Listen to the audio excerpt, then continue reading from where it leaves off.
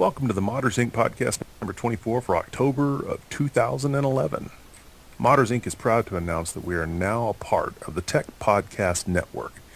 If it is tech, it is on techpodcast.com. You can now get to the Modders Inc. podcast through the techpodcast.com website, your Roku, or Boxy, or iTunes, and you can also always get it straight from the Modders Inc. website. So, with that out of the way, folks, now you know how to get to us. Today on the call, we've got Vic. Hello, hello. Hey, there he is. We've also got Dwayne hanging out over here. Hey, guys. How you doing? Yep. And Tony hanging out over there doing something. Yeah. Hey, what's up, guys? And you got me, Craig, Tech Daddy, right over here. And we also have a special guest on today. And once again, it is Thermal Take's one and only Shannon Robb. Hey, what's up? Right there. That's special, thanks. He's special. He takes the short... No. I'll get in trouble for that. Short bus? I'll say it. And it starts. Our first pickup's at Walmart. Oh, wait. I mean, Oh, no. Let's see. Hey, Here we go. we're talking about my truck now, man. And the train falls over. What, the banana? How's the banana doing? I'm sorry, Craig. Runs like a bat out of you-know-what. Well, right now I'd like to make a special shout out to Thermal Take, and just so that everybody knows, one of the Thermal Take mottos is customers are our greatest asset, and Thermal Take does not take that for granted. That is why Thermal Take is industry leading in customer service and support, with strong support of the research and development team standing behind the brand. Thermal Take is committed to never follow, but to always lead, and Shannon is proof of that. You're just making sure you point whichever direction I'm at, right? I'm trying. Yeah, I was pointing going out. every direction. I'm not sure where whoever's recording. You might want to see where he is on Dwayne's screen. To your left, Craig. He's that way. Yep. Ding. There we go. Yep. All right, so it's gonna be a Brady Bunch thing. Hey, give me some knuckles. Come on, Shannon. Give me some knuckles. I was filling my on. lighter, Craig. Come on. How come I have a funny feeling I did that the wrong direction? You gave me elbow. Exactly. Man. All right. Well, listen. Let's since this is Modders Inc. Let's start this conversation off talking about some modding going on right now. And one of the big things that's actually been kind of having a resurgence lately is console modding. There's been a lot of aftermarket stuff coming out, a lot of third party, a lot of people trying their hand at painting and modifying Xboxes, 360s, and they're going a lot further now than just like the console wraps that initially came out. What do you guys think about that? Well, I think it's great. I mean, it's... I think because maybe the PC is getting to be less and less of a gaming platform for some people, but they still enjoy having a custom rig in front of them. Instead of just playing the games, they like to still say, this is mine, and look what I've done, just like we do with the PCs. Mod anything, man. Yeah, I was about to say the same thing. Cars, computers, doesn't matter. Mod it, Hey, we had a make it guy yours. on Modders Inc., 3 years ago, Britt, whatever his name was or whatever, modded his pants. True. Yeah, he painted flames on them. True. Yep. Hey, I painted flames on my cast whenever I had my ankle surgery. I thought you said your cat. I was about to say, what?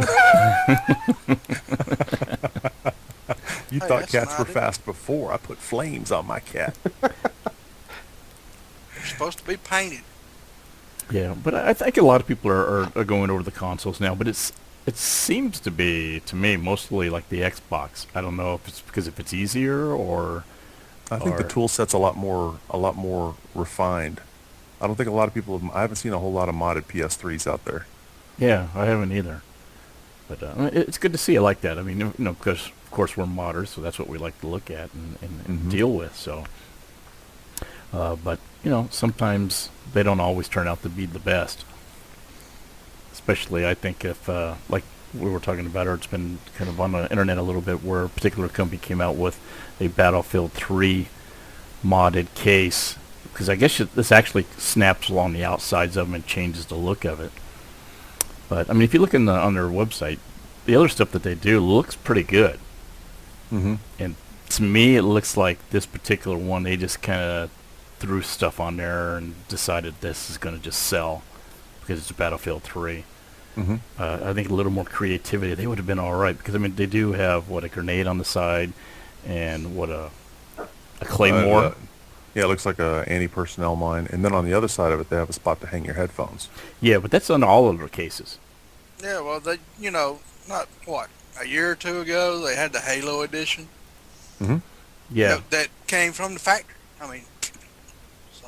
Oh yeah. Well, yeah, it's kind of like the Gears of War 3 edition. I mean, you look at that one. That one's, well, they went a little bit beyond just standard modding. I mean, it's custom to a certain extent, and also you open the drive bay, and it makes the gears sound as well. I mean, they fully modded the crap out of that thing. So Yeah.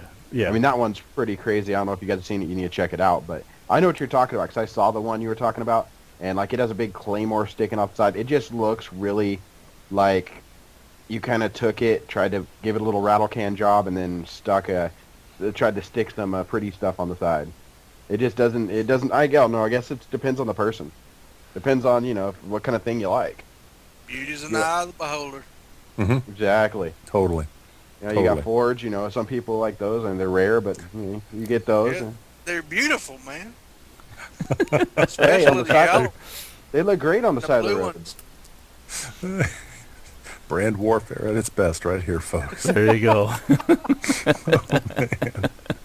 Yeah, I mean, I've seen, like if I go over to X-Oxide, X-Oxide has actually a pretty decent selection of Xbox 360 modding kits. They have they have complete kits that are like window kits with variable color LED lighting controls. I've seen, fan kits. I've seen complete acrylic clear, case kits. So there's been a lot of the, quote, pre-mod that allows for the modification of an Xbox. And, we saw that in the early stages of PC modding. And I think what's happening now with the 360 will probably spin off into the other brands. I mean, the Wii, I think, is prime for modding. That's just me, though. They already do. Oh, yeah. They actually make they do? clear. They make clear cases. They make all kinds of stuff to mod the Wii's, including the controls and everything. Okay, hadn't looked modding, into it yet. customizing anything. I think you're gonna, anything that's out there, you're gonna find people who are gonna try to modify it, customize it, or make it special, or just more importantly, make it cool looking. Because that's the thing. I mean, obviously most of the mods aren't really gonna be functional. But if you can make it look awesome so that people look at it and they just get blown away, that's what I like about like the case modding you guys do. I mean, the stuff, it's not all of it, a lot of it's just appearance. I mean, it just makes it look so much better than even like our design could have started as. But the key is taking that appearance and actually making it functional. Yes. Yeah. Yeah. Yeah. I can understand that, but a lot of modding is appearance. I mean, Oh yeah. let's face it, you paint flames on a computer, that's the last thing you want on your computer. So I don't want functional flames. Oh, come on, surely. It's like functional Surely. flames on that cat. Yeah. Wow, this train's gonna derail more times than I can count tonight. Push the cart back on. Let's go. Or if I could just zoom my camera in on this beautiful blue hot rod over here. Yeah. It's not on Second Jack place Daniels, winner. Oh, here goes the listen at zings. One vote, by Here one go the vote, zings. by one vote. It was. So are we gonna have to try and do that again then? We're gonna have to do that again. I mean, because I was clearly the All right, Vic, you're gonna have to start now. And in a year, we'll have the contest. That way, we'll give you enough time. Ooh. Is that just the time for him to open the box, or actually get the mod done? It takes me that long to pick a booger, I guess. Yeah, we're gonna have to do like a themed mod. We'll have to, like I said, we'll have to do the Smurf mod, the Smurf off. There we go. Yeah. I think I would have to side with Craig on that. Why I you would gotta The go one's there? shining I gotta just go there right. because it would be great to do- see Craig let's- have to do it.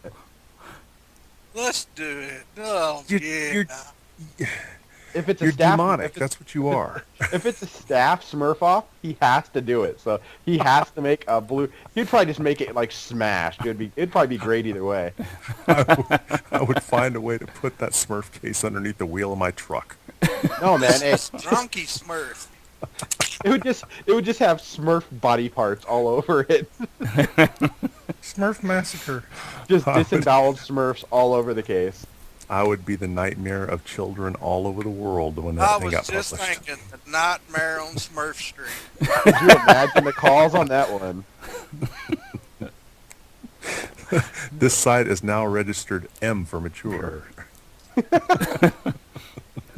No one under 13 allowed. Oh, shoot. Not Smurf Yeah. friendly. No, No, console- definitely not.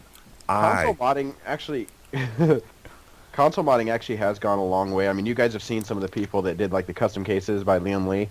You know, Leon Lee made a custom case specifically for it. Yeah. And people were water cooling them. I thought that was a really cool idea. Yeah. I mean, I Yeah. wish other companies could have jumped on and made some cool custom cases because they stopped. I mean, I haven't seen that case available for a little while, and it basically leaves the users once again back to modding the original case or making their own and offering someone a solution because someone like me, I can't build. I'm not going to make a case because, well, yeah, it'd be like a cardboard box. It's not going to happen. So. This is about it. I'd put the parts in a cardboard box and call it a day and stick a water block on it. Or either that I've or seen throw some it on cool a test cardboard bench. boxes. Yeah. Well, I Yeah, think so there have been quite a few mods like that. I've seen them. I'm not saying they're bad. It's just more of a, appearance piece. Your friend comes over. It's like, dude, why did you do that? It's not, the case looked better than that. Come on. But I mean, all in all, I mean, I would love to see crazy water-cooled, multi-tier systems, whatever. Something that would be just really ridiculous for just like an Xbox 360.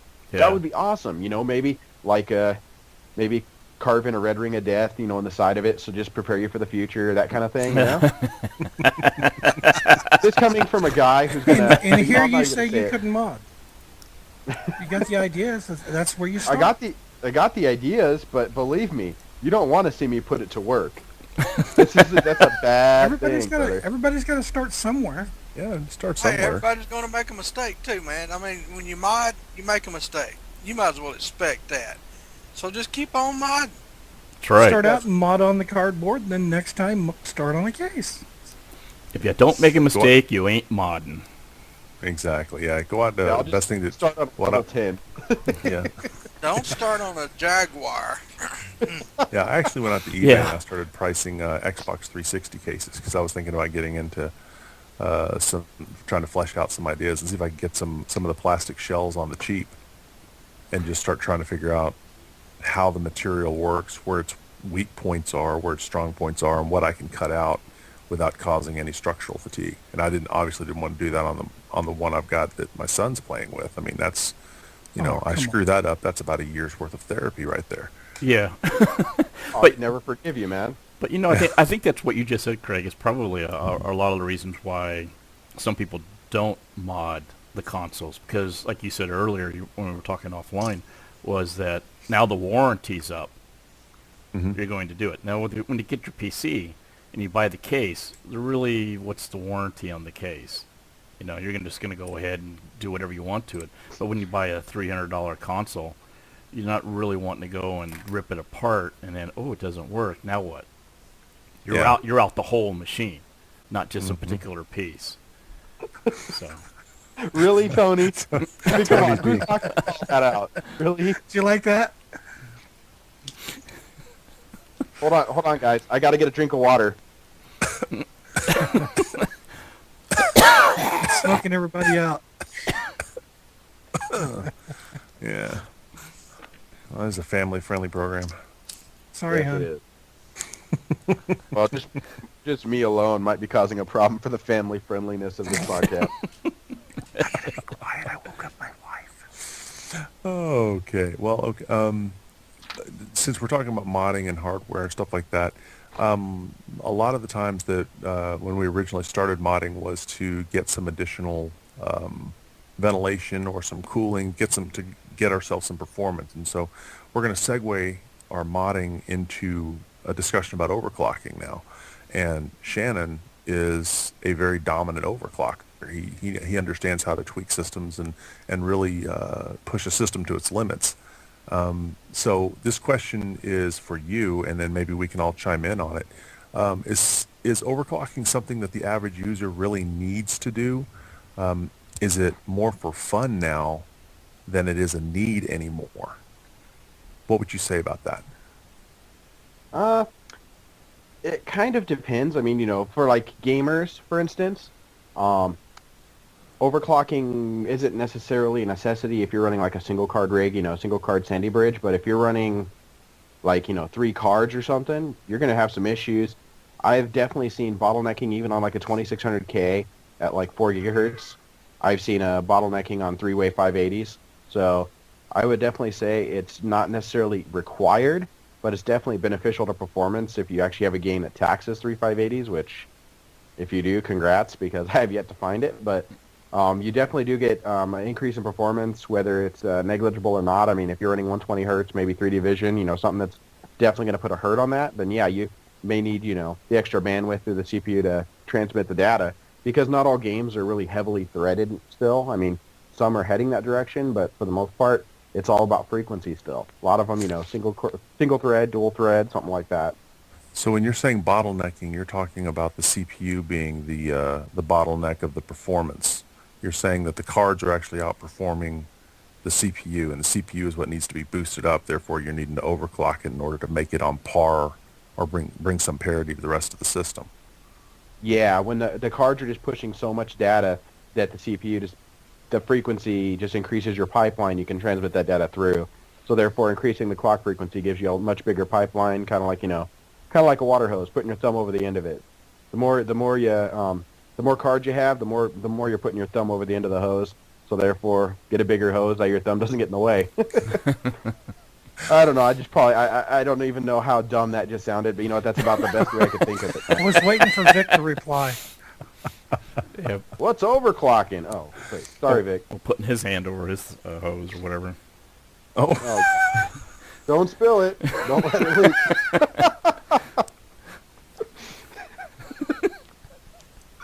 So Vic's not even acknowledging me anymore. He's just like, screw you guys. I'm just going to sit here and drink my water. Mm-hmm. So Water. Yeah, okay, right, whatever. Yeah. Mm-hmm. We love you, Vic. I used to overclock a lot of, I used to overclock a little bit and stuff, but I've got to the point where I do it less and less and less. Because I find less and less beneficial to do it. I mean, well, yeah, everything's getting so much faster that why do I, Yeah, the new architecture is way more efficient, man. Yeah. I mean, you look at like if you had an E8400 versus, or even let's say a quad core, let's say like QX 9650 versus the top end Extreme Edition versus even a 2600K, which isn't even an enthusiast part. That's like just more of a mainstream gamer, higher end part, but way less price, and it outperforms it hand over fist without a doubt. I mean, the thing just blows it away. Yeah. It's because it's just so much more efficient. Yeah. So the same performance you'd be getting, now it's like, wow, it comes right out of the box that way. But, you crank the things up, they run really good. I mean, you get a lot from it depending on what you do. Oh, yeah, absolutely. I mean, even I got the 2600K, and for me, it was really easy to get it, 1 gigahertz above. Yeah. But I didn't keep it there because I got up there and I'm like, oh, that's cool, that's neat. Okay. And went back to stock. It was just, I like to be able to do that and how easy it was, but I just didn't want to keep it there. I don't know, maybe me. I guess it, just like everything else, like what we do in modding or stuff like that, it's just your taste, I guess, and your preferences or what you're interested in. Yeah, I was going to say, you've been that way for quite a while. Oh, yeah. You always, you'll bump it up, see what you can get, but then you turn around and dial it right back. Yep. Hey, Well, Shannon, when I took my 920, I went to 3.8. When I got to 3.8, that was as far as I could get it to go, and I just left it. And it's been running at 3.8 for 2 years. Wow. Hey, Shannon, let me ask you a question real quick. When it comes to overclocking and it comes to the thermal readings coming off of a CPU, if you have a good aftermarket heat sink on a processor, what is a safe temperature range for a CPU? What's the high end for? I mean, because I read different things. I read like TDPs uh, on CPUs that talk about 70C. I see some that talk about 90C, and it's like what is that if you hit that point you're going to break the part? Is that the point that you want to hit a couple degrees below, or what's your experience with temperature ranges? And on the upper end, what is considered safe? Well, it's not necessarily what's considered safe. I mean, they have thermal protections built in. Obviously, if you're overvolting the chip, higher temperatures at higher voltages are definitely going to affect reliability and lifespan of the chip. But reality is, I mean, it's all about what you're comfortable with. I know plenty of people who overclock them and run them all day long. Full load, it'll maybe do 82 Celsius. Would I run mine? No, I wouldn't run mine that high. I'll just either get better cooling or back it down some. I usually don't like to see anything above about 75. But then again, a lot of the overclocking I do is like under LN2, so therefore you're talking negative 150, and I mean you don't really worry about 70 Celsius. So But if you're hitting 75 on LN2, you're doing something weird. yeah, that means you forgot to put the LN2 in. No, honestly, like with Sandy Bridge, it's a totally different deal. I mean, you can run like 5 gigahertz on air and water, and I run mine 24/7 at 5 gigahertz on on an air cooler on free OCK. And it runs fine. I mean, it's loud when you have the fans cranked all the way up, but it'll run it no problem, and it runs about 78 Celsius under full load. And that's above what I like to see, but I know it's safe because, well, yeah, I've had them like throttle back at like 99 Celsius or 95, right around 95 to 99 Celsius, and it just pretty much, it'll just throttle back. Wow. It won't allow itself to really get hurt. However, if you have high voltages, like you're cranking the voltage up, you don't know how to overclock, you're putting like 1.5 volts to the CPU core, 1.6 volts plus, just sitting there cranking voltage to it, and you're hitting 100 Celsius, obviously you're just going to degrade the cores and it's going to run like crap. Right. Okay. All right. Along the same lines, what if a person, let's say a person buys, this is their first machine they've ever built, or maybe it's their second machine they've ever built, and they're still running on stock cooling from the manufacturer. What would be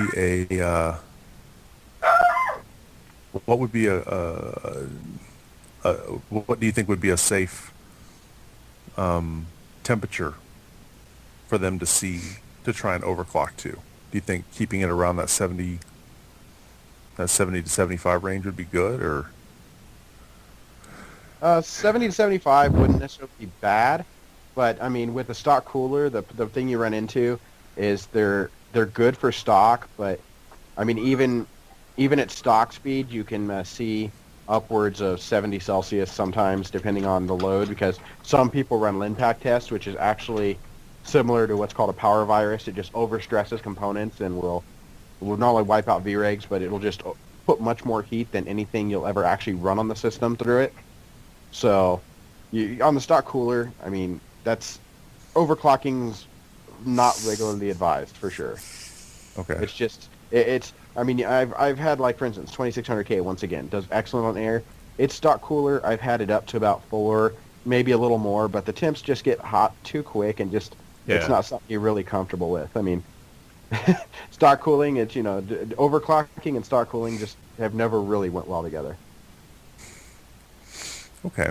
All right. Well, that's good to know. That's good to know. So, if you guys are going to be interested in trying to get into overclocking on any of the i7 architecture, the new is it Sandy Bridge, the new stuff that's out? The new stuff, 1155 socket is a Sandy Bridge. Yep. Otherwise, an X58, same thing, i7.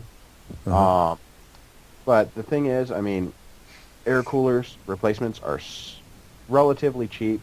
To get a somewhat decent one, even a really high-end one, you're talking, unless you go really crazy, you're talking under $100 easy. So it's not something that's a huge investment, especially to save something that you spent over $200 to $300 or more for. It seems like it's a reasonable expense.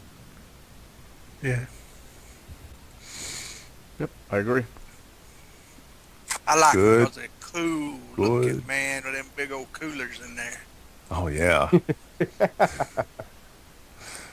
There's something infused about looking at something that's just insane hanging off. It looks like it should be in a car, and it's actually helping to cool your Yeah. CPU. Oh, well, you're what are you talking about? Just like the insane air coolers that are out there? Mm-hmm. Yeah, but some of them. I mean, ours more have like the decorative styling, but they're pretty not necessarily really aggressive compared to some I've seen out there when it comes to like the actual heat pipe arrangements, things like that. I've seen some pretty crazy stuff, and I'm hoping in the near future we'll get something really, really ridiculous for you guys to mess with. I'm trying to dance around saying exacts on this. Oh, so something very weird is coming. You never know. You never know. I mean, I'm helping them now, and being basically the resident overclocker at Thermaltake, I'm definitely putting my own ideas I'm working directly with a lot of the engineering team, a lot of the guys over there, seeing what we can come up with to just, we don't necessarily, I'm not going to say we're going to blow anyone out. We just, we want to make sure we give them a run. I mean, we want to make sure they work for it. There you go. There you If go. they're going to take the top spot, we want them to work for it. Competition is always good. Competition is always good. Always. Always good. And thank you very much for that, Dwayne. And speaking of competition, let's talk about some of the events that are going on at Modders Inc. right now in regards to the Level 10 GT case competition and the keyboard mouse contest. How's that going, guys? Good. Well, we just finished up picking everybody that would go into the keyboard and mouse competition, which I thought that turned out pretty well on that. I've seen that there's a lot of different ideas, and the ones that got picked are definitely different. I think we kind of talked about it a little bit more. We were kind of hoping to see a little more maybe modification than kind of decoration. Yeah, it would have been cool to see some functional stuff. That would have been, it would have been interesting to see what kind of functional designs you could get, stuff that added function to the board. I mean, I like that, people put their own creative design behind it. That's what's really cool. But, like, for instance, one of them, honestly, off the top of my head, I don't remember, but one of them actually had toggle switches built in. That was kind of the beginning of the ideas I had in my head was, just creating something just crazy that actually adds to what it already does would have been cool, even if it was just switching on and off lights, things like that. Just stuff to add. I mean, same kind of thing you do with the chassis, but I think this is kind of the first step toward getting people used to modifying the peripherals like this, and I hope maybe in the future we can, do it again and kind of see what more extreme people can go to now that they've seen what people have started with. Yeah, I think it all revolves around comfort level, and a lot of people haven't actually broken open a keyboard, and all they know is that there's,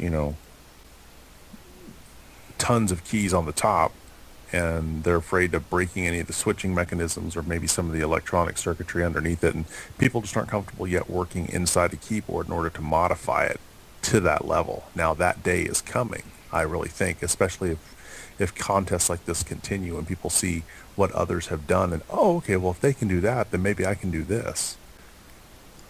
Yeah. Absolutely. And it takes a little bit, I won't just make it sound bad, but maybe a little more imagination of actually modifying it,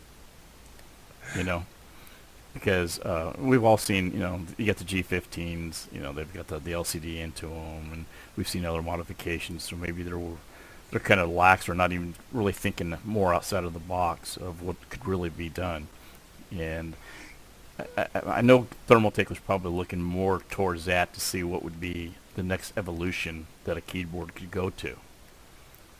So, but I think it's great. You also get to kind of see what the people designs, what they really kind of look for. I mean, I don't know about everybody else, but I'm really getting tired of everything being black or a gray, dark gray. Everything is all cases, the keyboards, the mice. So when things started popping up like being white and stuff, I thought that's awesome. It's starting to change. White's the new black. Well, yeah. Because black was the new white. But you don't wear white after Labor Day, though, right? So it scares me more than anything that you made that reference and that you know that. That sounds like something my wife would say, man. I wear white whenever it's pretty much the only clean shirt I have or something. Otherwise, I always wear black. I mean, it's just I always wear black. So, and I understand what you're saying because it seems like every chassis out there is like black, and it's like, you know, white's kind of been the recent thing. And I'd like to see more different colors, but then again, I mean, you know, when you deal with that, then you're catering to a totally different, you know, what if someone doesn't like red? Then you've got green, then you've got blue, and then you've got all these different offerings, you know, like, for instance, one model. One guy may want it green, one guy may want it blue, one guy may want it yellow, who knows what color, silver, whatever, Yeah, I mean. It's definitely hard for a company to cater to multiple colors. Well, Tony especially likes pink. Yeah. No, Tony's black and red. Just ask Dwayne. But yeah, probably because probably more economical for a manufacturer now to select one color. I mean, I know in the past they used to have, as we're talking, like another company like Cooler Master, when they did the Wave Masters, there was yellow and blue and the aluminum, and they had the different colors. That was really cool then, but I mean, probably doing that now would cost a lot more because you've got to have the chassis and you're only going to have those colors. And what about if those colors don't sell? Now what do you do? Yeah, it's not like you Right. can just repaint them. It's like Repaint you them? just, take Right. it back. Yeah, you can't. Right. Repainting them without like killing everything would probably be pretty tough. Yeah, but then again, Especially you know, considering most of them don't paint them, they powder coat them. yeah, That's another thing. Powder coating is not exactly easy to remove. It's a pretty hard surface. yep. Designed to be durable. Designed not to be broken. Then you guys somehow sand it all off or chip it all off and then paint it anyway. It's like, Right on. glad we powder coated that since you decided to paint it yourself. Yeah, Yeah. but you know, You could read a page and a half of us cussing while we're trying to sand that stuff off.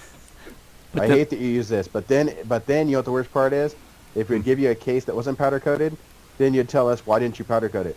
oh yeah, yeah. When yeah. you Well, the review good it, you'd thing be like, about why is powder it powder coating- coated?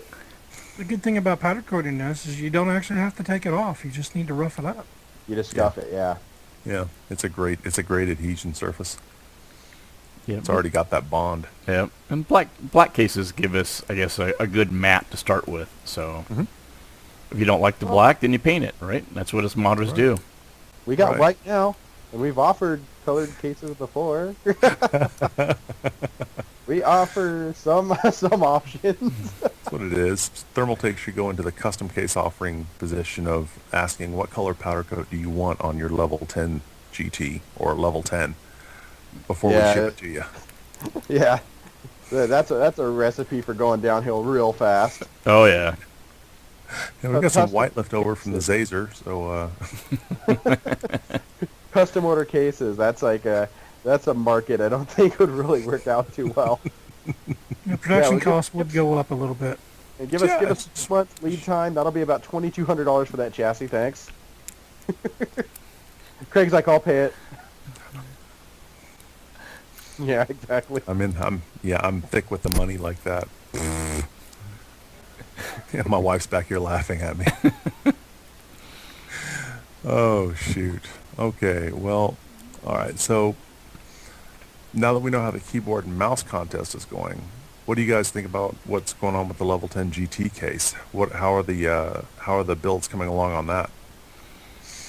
That's like basically almost complete now. I mean, that's next week. We'll basically be picking a winner for that. Yeah.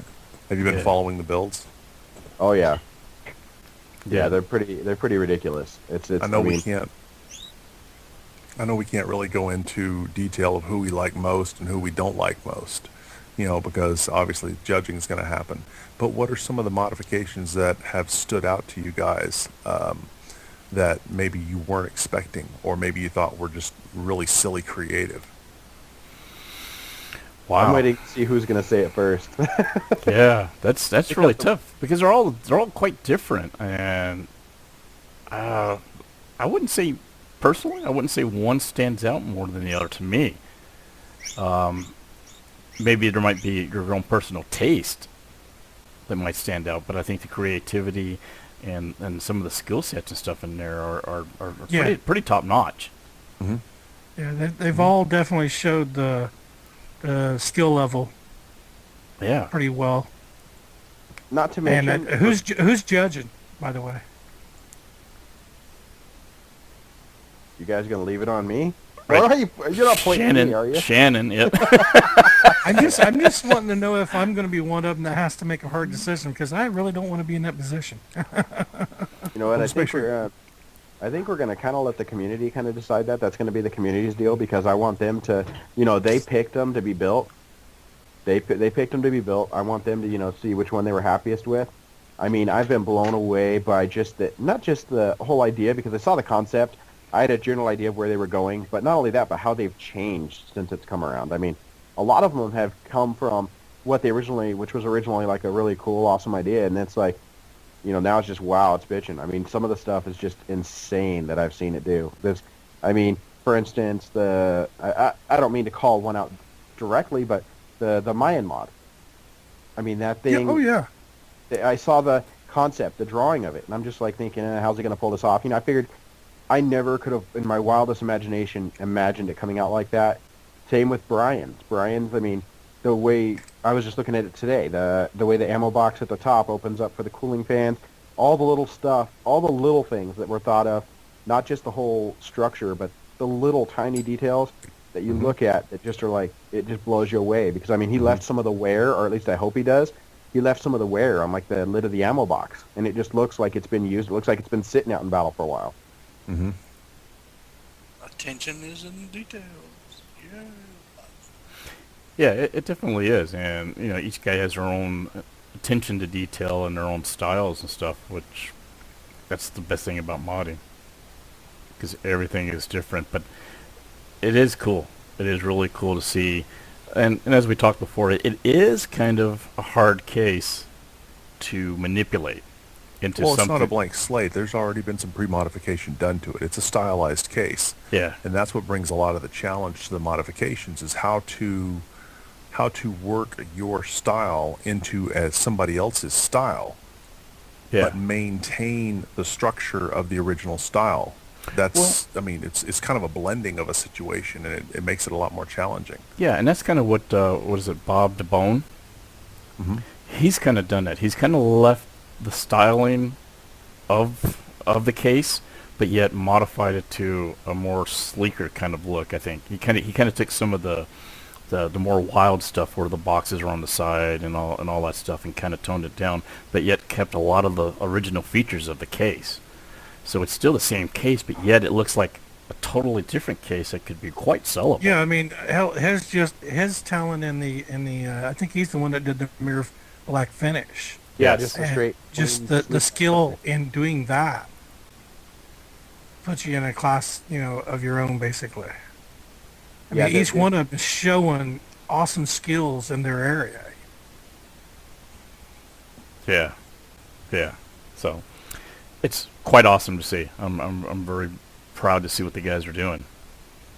Yeah, it's been pretty nuts, and I've been following all of them. I mean, Bob's at first it was like, you know, a little bit of paint, and I'm sitting there watching him going. I was kind of wondering where he was going to go with it. It was one of those things where I'm looking at it, it's going, you know, it started off, you know, he had to sand. I mean, he sanded and sanded. It seemed like his first 3 like build log updates were just, I'm sanding still, and I'm thinking, wow. I know it's difficult to do, but wow. And then I'm sitting there and I'm watching, and next thing you know, he laid down the first coat of paint, and I'm going, wow, you know, this is really going to turn out like slick. And then he started adding in some of the features in the top, you know, the little plate that basically just the little ridged plate. I'm looking at that. I mean, all of it just started to come together. Same with Brian. You know, it started off, he was doing the, you know, the PVC tubing for the Gatling gun with the wood blocks, and it started off really raw, and now look where it's at. I mean, it's just, Yeah, it's gone from, I think, their original concept and kind of moved on to, it seems like they, just like the way he changed the hot swap drive bays to the magazines right before he almost cut his finger off. yeah. Seems like they all just kind of evolved even after the original like design they put out. They all kind of evolved them to where they saw it going better as it went on. And it's cool to see. And I mean, I think the same thing's going to happen on the keyboard. It's just going to it's going to evolve into something that's a little more functional, a little, maybe not even functional, but a little different look as they see that, this cool look ain't quite working, so we're going to move it to this. And they're going to transition to whatever works for that specific type of, for the modification they're doing. Yeah, I think that happens to everybody. Yeah, I mean, that's part of modding. All of us have been in that situation where you've got something planned and you get to that point and you're like, this just ain't going to work. This is what I'm doing.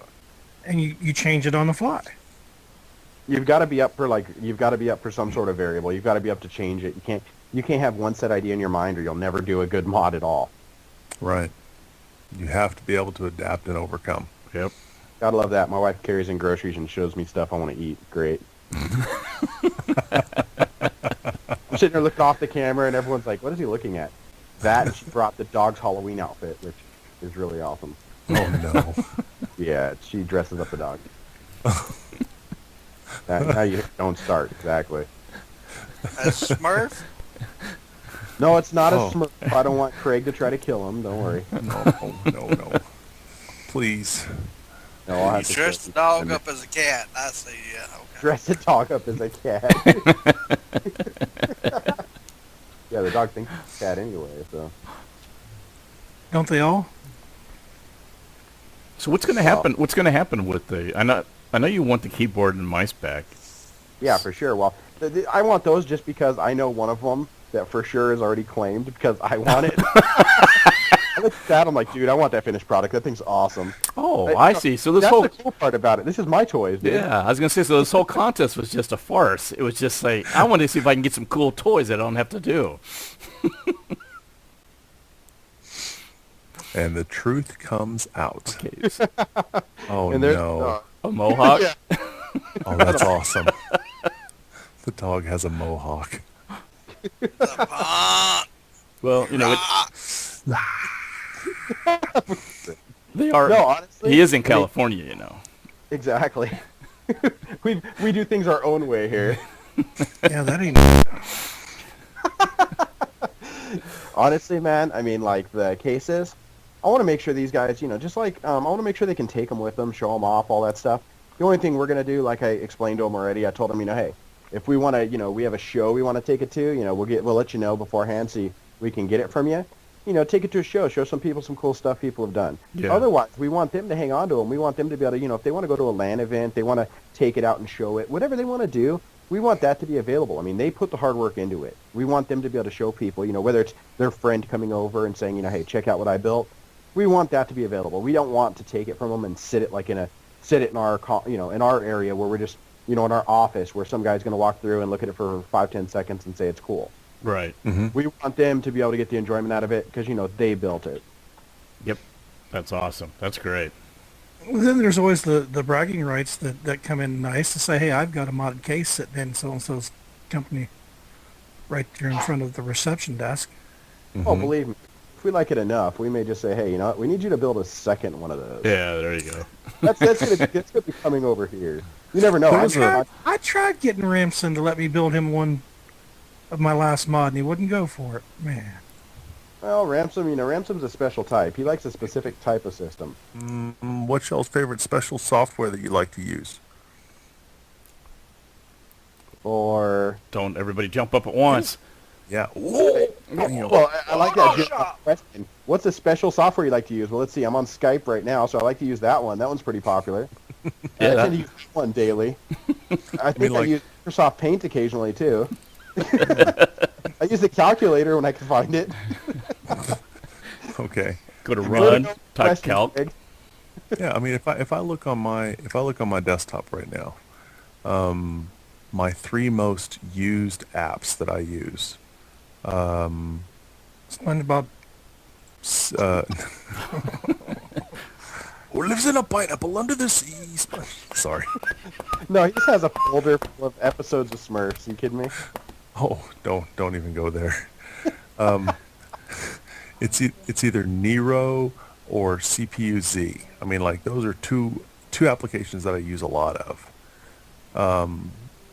Yep. Oh, my wife is behind me singing songs. That's awesome. My wife's not singing songs yet, but The night is young. You never know. Oh, Little man. vodka, you never know what can happen. Honey. Honestly, I use Steam. I'm I looking don't at my think we can desktop hear right it, now. Craig. Yeah, tell her to sing louder. Yeah, we need Can't to hear it. I'm not we going to need tell to her to fill it. sing. She's back there laughing now. I can hear her. Yeah, I can hear it. Yeah. Say hi, honey. Hi. Hello. Just enough to hear her, but not enough to turn around. She's like, nope. Nope, nope. She's camera shy. She's not gonna be hopping on a podcast. That's for sure. You know, I actually thought that Steam was going to fail just horribly. I Yeah. really did when it first came out. I thought this is going I to be remember just that. a POS. Mm-hmm.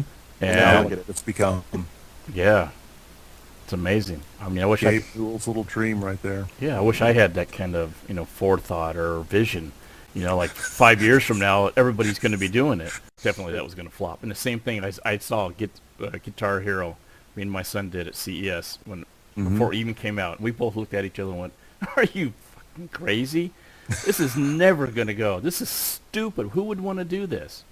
And of And course, you guys supposed to do it all the time. yet I bought it and everything else. Yeah, and I got like 4 or 5 copies of the different ones. But it was really we had a chance to play it before it even came out, and we're like, no, this is not going to happen.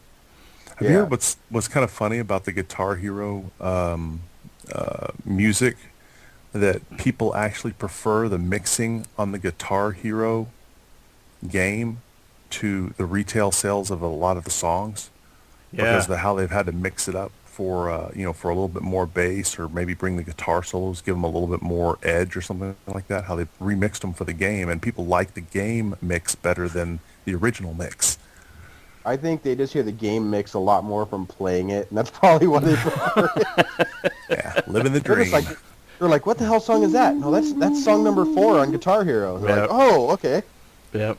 Red, blue, green, yellow, red, green, red, blue.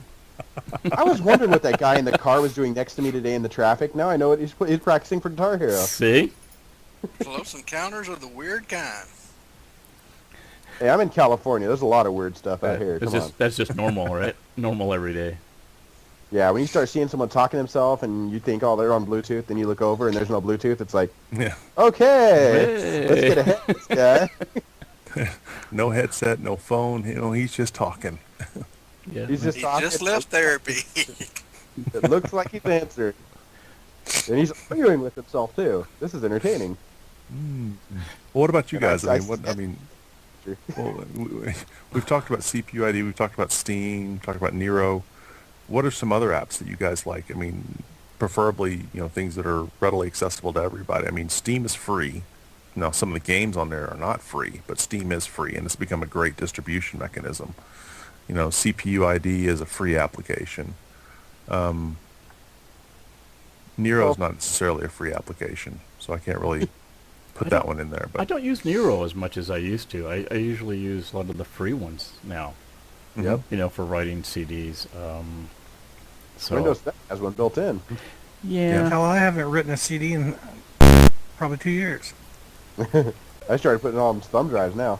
Yeah, true. I think everybody has done that. I mean, it has been a while actually since I've written one.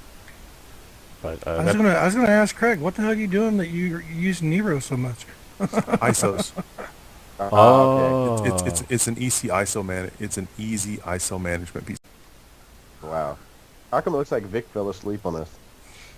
No, I was just listening to Craig talk about, burning the ISOs and stuff like that. I like Magic Disc.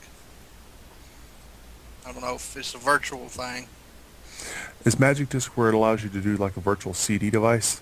Yep. Those as are many cool. as you want. Yeah, those are cool. Then you can actually burn, take those files and burn them right to a CD. Yeah, and those virtual CD drivers, I understand why it is that some software manufacturers don't like them, because it tends to lead to piracy, because then, people bypass the physical media, and, but from a person who attends, LAN events and stuff like that, if I don't have to cart my physical media with me everywhere, and I can just drop an ISO into a virtual CD and go, I should have that right. Yeah. And I don't like the fact that sometimes software manufacturers take that right away from us with copy protection and things. You know, it's like I'm getting punished for.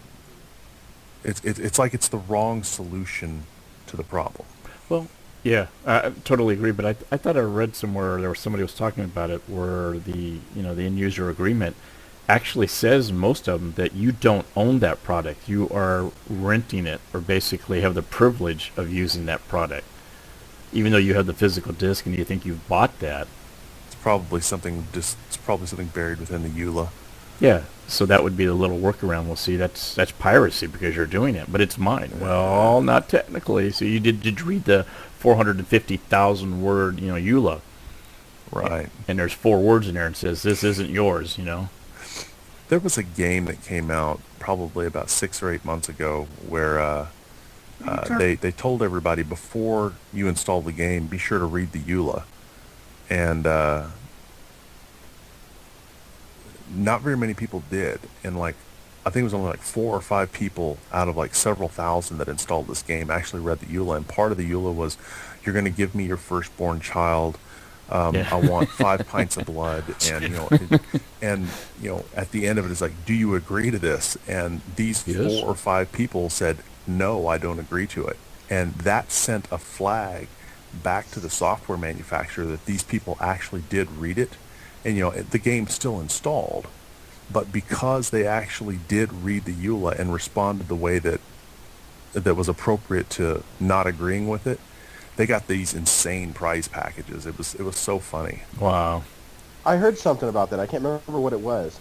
I think I know what you're talking about, because basically they were the very few people that actually read the end user license agreement, and they actually said no, and it still everything worked, but they got this just crazy deal because of the fact that they actually read it and said yeah, not gonna happen. It was kind of like a spoof thing just to see who would actually read it. Exactly. That's exactly what it was. Yeah, I can't remember who the manufacturer was though, but it was a great story. I loved it. Now I'm gonna use Google. I guess I'm gonna have to read my Thermaltake user's manual now. Do you guys have a favorite benchmarking program or anything? I think Vic does. I know Vic always uses one. Was it hardware? What was it? You like to use, Vic? I think he fell asleep. I don't know which one you're talking about. You always talked about it before. Man, I use so much. I don't remember what you was. What was it? Hardware Pro, or I don't know. You said you really liked before. I could tell you my least favorite one. Any of the PC Mark series could take an hour to run. Yeah, that is. I know what you're talking about, Dwayne, but I can't think of the name of it right off. Yeah. Anything that's kind of free, I like. Super Pi. Super Pi, yeah, I like that one. That's kind of cool. Just to see how fast it can go, and then after you do it once or twice, it's like, all right, that's done. But no, I got a whole bunch of them in there. That's hard to say. Was it It wasn't Sandra, was it, Vic? It could have been Sandra. Or Everest? I like Everest. I like Sandra. There's one called Hard Drive Pro or something like that, but I was trying to think of which one you're talking about, but I can't bring it up. Hardware. It really depends on what you was benchmarking. Was it Hardware Monitor or something like that? Yeah, it's more of a monitor. I like PC Wizard, which is also by CPU ID. Well, I haven't used that one in a long time. Yeah. I guess it all depends on what you're really wanting to benchmark, I guess, right? Yeah. If you're running, if you're in 2D benches, you're talking Super Pi, W Prime, stuff like that. Yeah. High calculation ones, then yeah, but otherwise, 3D, it all depends on what you like to look at. You've got all the way from 3D Mark 01 where you got to see 2 billion FPS on something, or 3D Mark 11 where there's no more people because Future Mark realized they can't make people good, so they basically made a benchmark with no people. And well, no, that's actually I forgot. I talked to the I'm trying to remember the guy's name. I talked to him a while back. The guy who actually runs FutureMark, and he was like, yeah, we don't do people anymore. He's like, we found out we suck at people. And I'm just like, wow, that's honesty right there. He's probably gonna get a hold of me again later and be like, dude, why did you quote me on that? Really? Yeah. That was like something we just talked about. Next thing you know, you're like putting it out there. Just a discussion. It's one of those things I didn't expect you. By the way, just FYI, I just searched like EULA prize, and there was like, dude, there's so many of them that had like prizes hidden in them. Oh, really? It makes me feel stupid for never reading them, because like one of them was on PC Pit Stop had a program, and basically the first person to read the end user license agreement and claim a $1,000 prize. Wow. It's like the first one that came up, and I'm like, wow, that's just. I would have loved to have been the one to get that. That would have been pretty awesome. It'd be nice to win some money just for reading something. Yeah, it's like, oh my goodness, I read this thing. Why am I reading this? And you get to that part, it's like, okay, that works. Yeah, that's why I'm reading it. That makes me wonder, how many times have I installed Windows and not read that, and like, I could be like a millionaire right now. Microsoft is still waiting for someone to claim that ever since Windows 3.1. Yeah. They're like, anyone read the end user license agreement, even their own programmers aren't reading it. Well, I appreciate y'all's discussion on that, and since we've been talking about hardware and software, I'd like to give a shout out to our friends over at CPU Magazine. And one of the things that we really feel strongly about, are you the kind of person who likes honest reviews, useful tips, in-depth looks at upcoming technology? Well, then you need to check out cpumag.com. It is for free. It's a monthly electronic magazine. You can go out to cpumag.com and look at a free copy digitally. No risk, no email, just go look at it. And I think you'll really, really, really like what you see. It's a good magazine. It's a very good resource. And they've always supported the enthusiast community. So go out there and check out cpumag.com. Yep, and if you want a physical copy, if you have a Fry's Electronics near your home and stuff, you can actually go over to the hardware department area where you're going to get your motherboards and stuff and ask for a copy, and they will give it to you. And also some of the gaming centers, and it just depends where you're at. So you might want to stop and just say, hey, I want my free copy of CPU Magazine. Cool. I mean, that's not bad. I mean, when you get CPU Magazine for free, and the maximum PC is like, what, $9-10 now? Yeah. Yeah, so it's not bad for free. Yeah, stupid expensive. Let's talk about games. And things have really heated up coming into the holiday season, coming into October, November, December. One of the big releases that came out just a couple weeks ago was Rage, the new offer from id/Bethesda. I've been hearing some grumbling and some muttering about this game. What have you guys heard? It's probably the same that you have been hearing. Actually, we got a chance to. You had to, as press, we had a chance to play that up in the press room areas before it came out, and I actually went up there and played on it. When I first played on it, I thought, well, this is probably just a demo version or whatnot, because you could definitely tell that it was ported from a gaming console and trying to play it onto a PC, because you couldn't even get to some of the controls. So I'm like, well, okay, I can understand that. But the gameplay was okay. I wasn't really impressed by it. I thought the graphics were pretty good. The gameplay was decent. But there was nothing there that kind of grabbed me and grabbed my attention to say, okay, play it for the next half hour. After 10-15 minutes, personally, on the demo one, I was done. I was done with that, which is kind of sad. I'm not meaning to sound like a hater or anything, but I looked at Rage when I was there at QuakeCon, and I literally just thought, oh, great, another post-apocalyptic war setting. What's the big draw about this? I mean, I didn't see any real originality to the game. It just seemed like a rehash to another another environment, maybe like Fallout 3 with more gore or something like that. Yeah, or what's the other one? Borderlands or something? Yeah, Borderlands. I've heard some people, kind of compare it to that. Yeah. So, yeah, I was really a little disappointed with it. But I hate to sound mean or whatever, but when was the last time you've actually played a good id game? Well, but now See, you're thinking about it. Yeah. Okay, but you guys, I mean, like you say, like, oh, another post-apocalyptic, but I mean, look at it from every angle, which is it's like another war game. I mean, you got Battlefield 3, Modern Warfare 3, another war game. Like, yeah, I mean, how often can you, revisit Afghanistan or, a little bit into the future, or, I mean, this has all been done probably 100 times over, but the fact is, it's still entertaining for the people who like that genre. I mean, Diablo 3, it's gonna.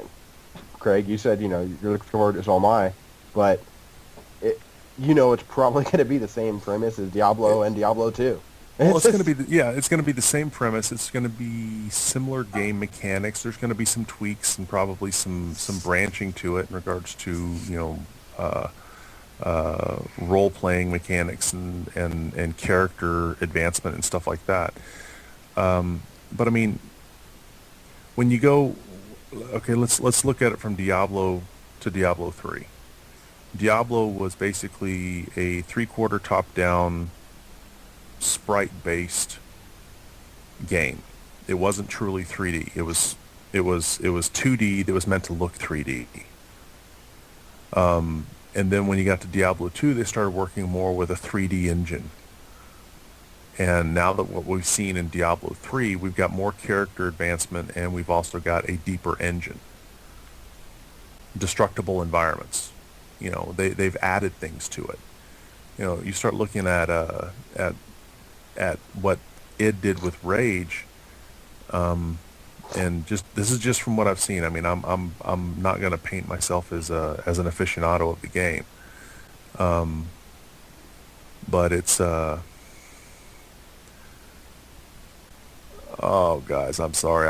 I got completely distracted, and Texas just lost Game 6 of the World Series. Oh. Well, they were up, though. How could they lose? Yeah, well, they just lost it.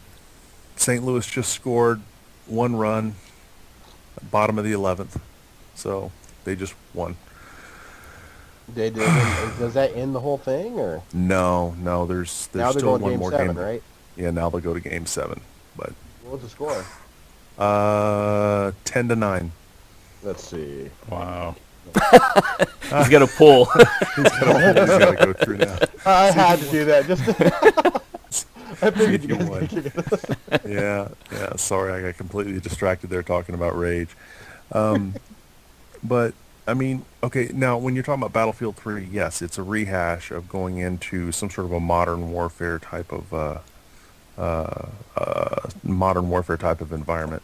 But there are things you can do that can make the game fun and unique, and in regards to gameplay and in regards to interaction and multiplayer and stuff like that. And it just sounds to me like, from what I've been reading on Rage, that just wasn't done. It's almost like, how can you miss some of these problems that you launched with? Yeah, I'll read, just see how well I can do here, because I'm not a very good read and speak person, but this is one person from Ars Technica that rated the game, and he looked at it. He says, to give you a sense of how ridiculous the game can be, here's an example of a mission. My goal is to go to the next town to drop off some supplies. First, I have to speak to the mayor, who tells me I need to change out my conspicuous clothes before he'll talk to me. So I have to find a tailor. No sweat, right? Back to the mayor. Once I get my clothes, now the mayor says I have to go rent a garage space and talk to the sheriff. So I do these things.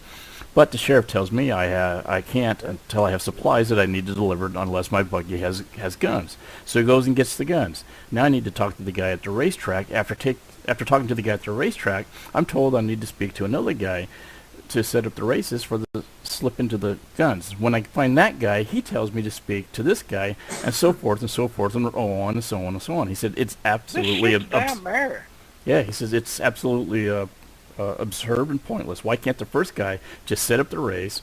What the designer sat down and said that the player should have tracked down and speak to 4 people to get to the actual action. So it's supposed to be one of those, I guess, what do they call it? Because I don't play those kind of games, I guess, where you have to seek and get things, right? Mm-hmm. And it sounds like this guy's probably played a lot of those games, and this just sounds like it was just a reason to extend the game. Right. Pointless interaction to try and get people more immersed, hopefully. Wasn't fluffy, was it? Let me see. No. Okay. Now that we've railed on Rage for a bit, the other big one that's come out, and I'm going to say this from my standpoint, Battlefield 3. Is it another Crisis? Is it heavy on the graphics? Is it more hype than it is fun to play? From my standpoint, it's a great game. It's an amazing release. It's an amazing initial release using some new technology that DICE put together, the Frostbite 2 engine. Amazing level of detail. Gunplay is a whole lot of fun. I'm just a little ways through the single player right now. Very immersive gaming. AI on some of the scripted characters in the single player is, it's like some of the storytelling is a little bit too linear, but I think Shannon and I were talking about this before it all started. The multiplayer though, wow. Just awesome. A lot of fun. Multiplayer is just pure win. Just a lot of fun. The single player, it almost seems like you're playing a movie. Almost like you're playing part in a movie. I mean, a lot of it is very, very, very scripted. There's not a lot of freedom. But the multiplayer, it's like I said earlier, it's more of the way I look at it is I almost wish they would just say, you know what, we can't do single player and make it fun. Here's a really awesome multiplayer game, and knock the price down a little so that people, I guess it would kind of lose some of its effect, and some people don't play multiplayer. But that game, I'll tell you right now, I got it. It's going to be my new multiplayer game. That thing is just an awesome ridiculous. Game. Yeah. Multiplayer is awesome. Multiplayer is just ridiculous on that game. Yeah, I'm not getting involved in multiplayer. I mean, that's all I did for the alpha and the beta test was multiplayer play test, and so I'm pretty well versed in what I'm going to expect when I get into the retail version of multiplayer. I'm looking forward to getting into some of the vehicles, anti-aircraft, mobile anti-aircraft, airplanes, jets, helicopters, personal transports. It's just the gamut. It's going to be so cool. Be careful in the jets, man. Not to be a spoiler, but man, they are too fast. They are too fast. You're like, I'm gonna shoot at the ground. No, never mind. You're gonna run into the ground. That tree's coming up awfully fast. Yeah, it's like, hey, what's that? Never mind. Hey, I guess you could use it to wipe out if you see their spawn point, maybe you can just run it into it, like kamikaze style. But that's about your only chance, of shooting ground targets, unless you're just shooting at, the actual capture points and just hoping to hit someone. Until you get, because you start off with just cannons, so there's, no upgrade on the vehicle, so you get no missiles, you get no AA, you get no anti-air missiles, no air-to-ground, you get no flares, so you're really susceptible to just being blown the crap out of yourself all the time. Not to mention, a lot of people like the planes, so you gotta, stand in line, kind of like Bad Company 2, if you play that. You got a line, you're sitting there, and then I've got to be the jerk that runs by everyone and hurry up and hops in when it respawns.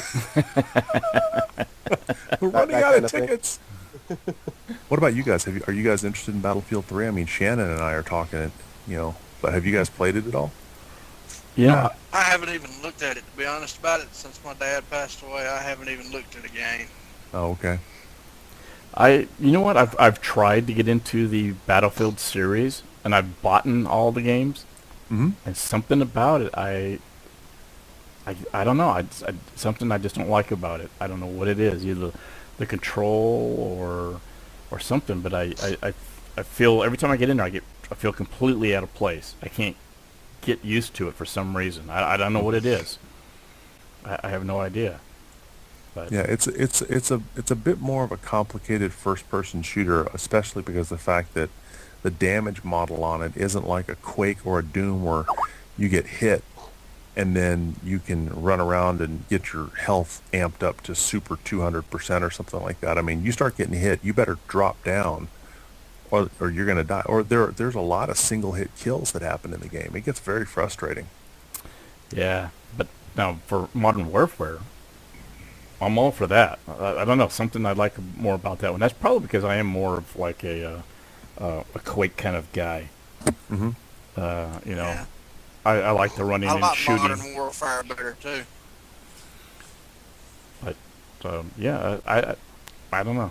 So no one on BF3. So I'm in the same I boat like as Dwayne. 2142. What about Shannon? What kind of graphics card are you running in your system? 580s. 2? 3. Oh, good. You can spare one then. Jeez. All right. So Well, why all of a doing sudden do any- I get like the palm of his hand for that? we can't do any kind of performance analysis off of that. You're running a wide open siphon. You know? Exactly. Well, that's why I said. Why do you think I said I run it at 5 gigahertz all the time? Yeah, that's true. Yeah, your CPU is now the bottleneck. Yeah, nice. Okay, so I'm running on a single card. It's an AMD 6870. I think is what I've got. Hold on, real quick. Let me check that real quick. Maybe it's a 6970. I always forget. Change stuff around in this machine so much. Hold on. That's kind of my problem. yeah, You got me thinking because I can't remember which one I got in mine.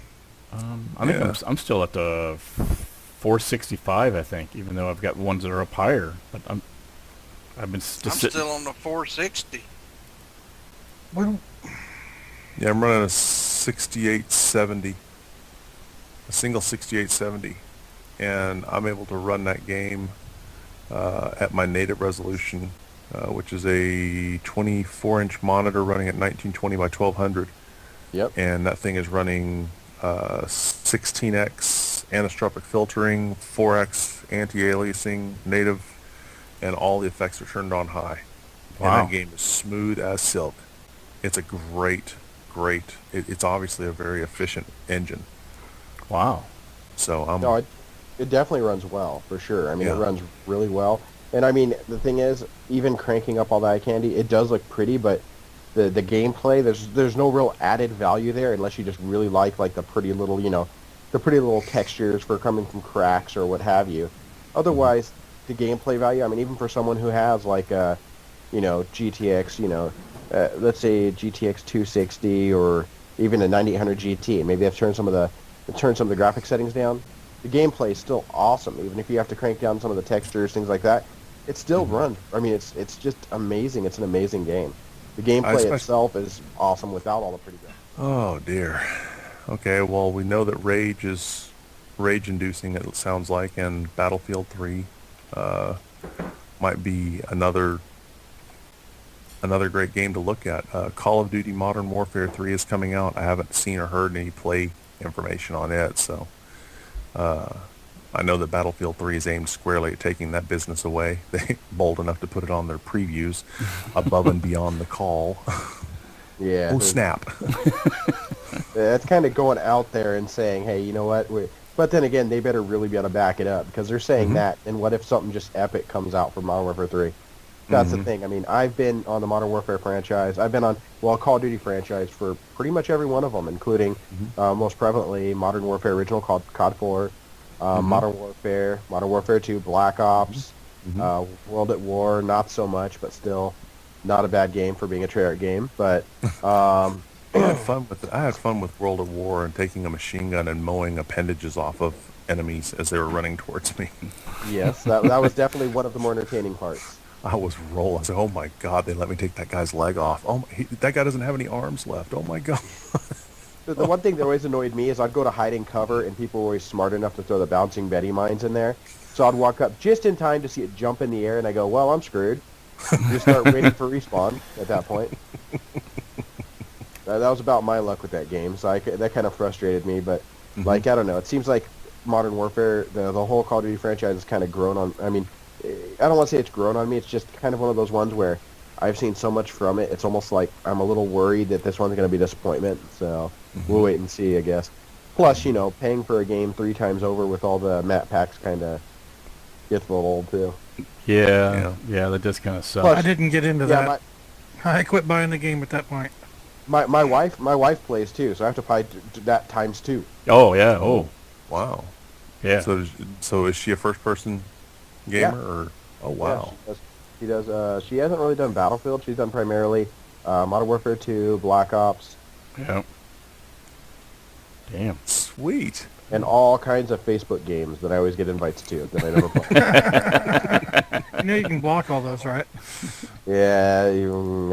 But I've got to live here. The Jewel so I'm not bogs gonna down block his video cards.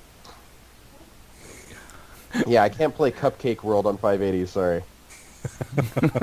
Blue screen. No, your wife makes you join the game and then accept all her shit, and then you got to send it all back to her so she gets extra stuff, right? I love how I love this. Tony's like pointing at the screen like, you. You're right there. You're right there. I know you. Actually, that's correct. Be honest, but okay. Woo. Walmart's Yeah, over there. you're one of those guys that actually joins the game and gives her all the benefits of it, right? Yeah, exactly. You got to do Mine it. tried that for a while, and I said, block, block, block. I'm not Block seeing them my all. requests. Well, because, sorry, it must be broken. I'm not getting them. That's what Tony's like. Tony's like, I don't see those requests. They must be broken. Wait. She's like in his Facebook. You blocked them. Wasn't me. Oh. It must have just known I wanted them blocked. I'm sorry. Somebody hacked my account, honey. I don't know what happened. Hacked my account, and the only thing they did was block your games. I'm sorry. Wow, Just thanks, ignore. guys. I'm getting like this look from my wife that like. I'm Well, not what to else? the point of blocking Facebook, period. Okay, well, I mean, does Facebook drive you crazy? What are some of the things that just absolutely drive you guys crazy? Facebook. The games. I mean, why can't Emails from Facebook. Yeah. Why can't they I've just heard leave of- it alone? You know, I mean, they keep changing it and changing it and changing it. Oh, there's nothing wrong with what we do and how we, notify you. Oh, we're sorry we're notifying you all the time and sending you 3,000 emails a day. Here, you can do this. And then they change this. And all the time, they say they're not going to do something, then they do it. And then they don't do it, then they say they are going to. And then it's just...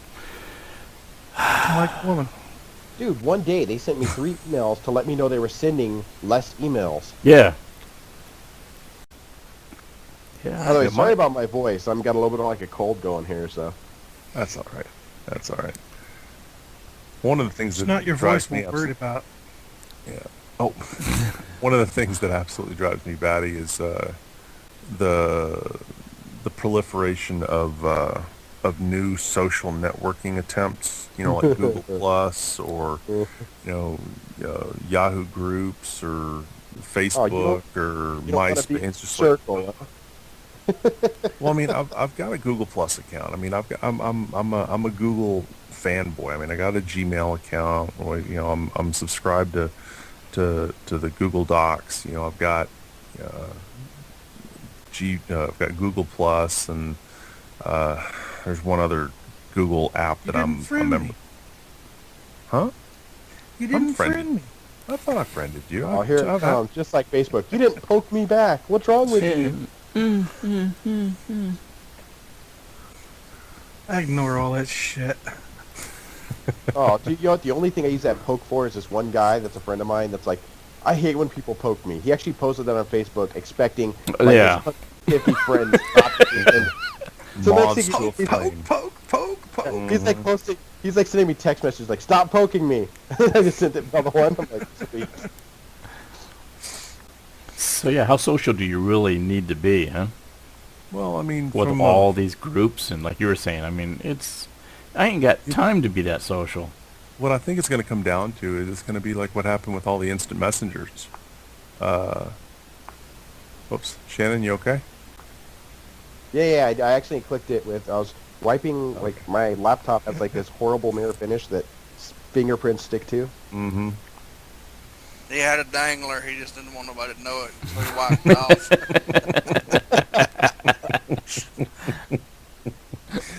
Now we can see who's always going for the bad stuff. Mm-hmm. Mm-hmm. Yeah, I think it's going to come down to kind of like what happened with instant messaging, with Yahoo and ICQ and MSN Instant Messenger and all those different brands of instant messaging, and then you started getting the aggregation tools like oh God, Basically, where all the you, messengers in one. Trillion. yeah, exactly, yeah, Trillion. Trillion's the one I was trying to think of, and if social networking takes off or takes that same type of path, we start having multiple large players. I see social aggregation coming next, and that just scares the pee out of me. They already do that. There's already programs that monitor like all of them in one. Oh, man. Yeah, it's just Your it's gone to a iPhone- scary place. The only thing I use Facebook for is to post pictures of like food and stuff because I think everyone wants to see that. I'm like, hey, look what I'm eating today. I've actually had a really good time connecting with a bunch of people that were from my high school that I'd lost touch with, and we've been able to maintain good friendships, and I play the games casually. I do. I mean, like I've got 6 different games of Word Tiles or Word whatever the thing is, and I play Bejeweled Blitz from time to time. It's but I do. It's my dark little secret. So But I that's don't what do you're doing Mafia when you're Wars. at work. It's a secret. Yeah. It's a secret. Oh man, that reminds me of they have a StarCraft league that's like all just companies that put together like competitions against each other. Oh, And cool. Zynga was playing against Blizzard. Mm-hmm. Or no, Zynga was playing against, I'm trying to remember, they were playing against someone else. And they were like talking to him like, oh, do you play Zynga games? And he's like, yeah, sure. And he's like, really? And he's all, no, I play real games. And it was just like, oh.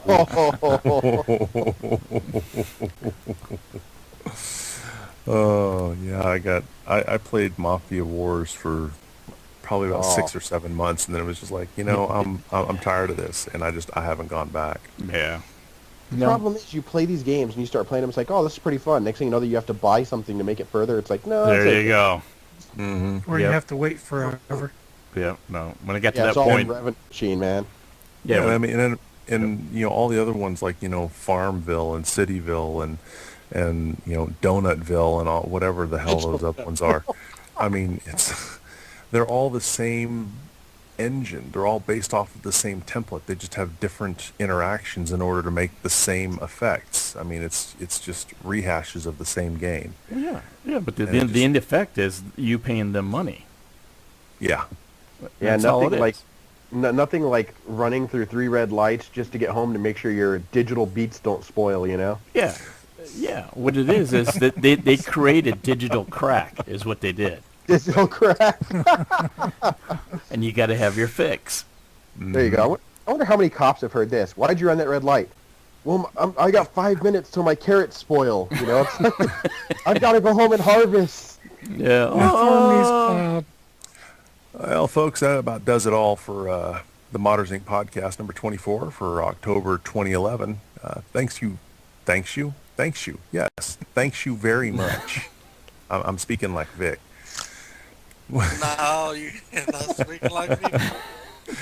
Questions or comments, please head over to the site and post them in the podcast section of the forums. And if you'd like to leave us a voicemail, which, come on, folks, we're paying big money for this Google Voice account. You can leave us a Google voicemail at 623-252-0156. That's 623-252-0156. And we will do our very best to put your question on the air.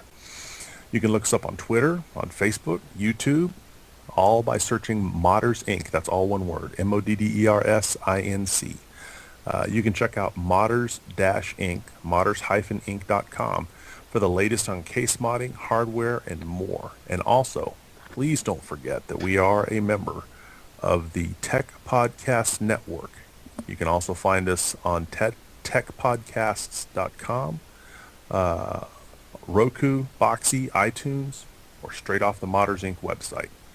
And so with that, folks, I think I'll just let Vic take us out. Modding, ain't it cool? Thank you, sir.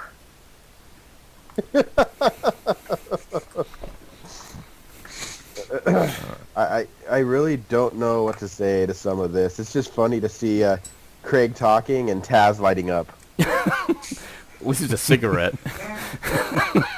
No, that was Tony's cigarette lighting up. But still, it's funny that somehow everyone's in their own place except Tony and Craig somehow got swapped when we got dropped. Cool. I'm looking at your Hi, flying Craig. tank. Why is everybody always picking on me? Because you make it so easy. Oh, I love it. It don't It's matter. all we Oh, might there not it do goes. it. There goes the tank. There goes the tank. Oh my God. Whoa. Hey, I heard a dog bark. Yep.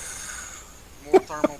Easy to remove. Dude, toward the end of the video, it really goes. I mean, it just goes, boom, boom, boom, just starts like rotating like in midair. Mm-hmm. That's exactly what my my armored personnel carrier was doing.